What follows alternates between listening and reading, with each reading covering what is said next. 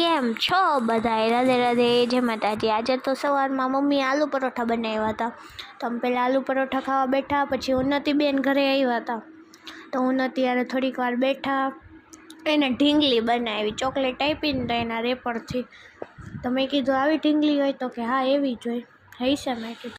પછી એને નેલ્સ બતાવ્યા, તો કે હું સ્નેપ મોકલું તારા નેલ્સનો। મેં કીધું મોકલી દો, બીજું તો શું। એક ઓર્ડર હતો એ પૂરો કરવાનો હતો, તો એ પૂરો કર્યો, એનો ફાઇનલ લુક।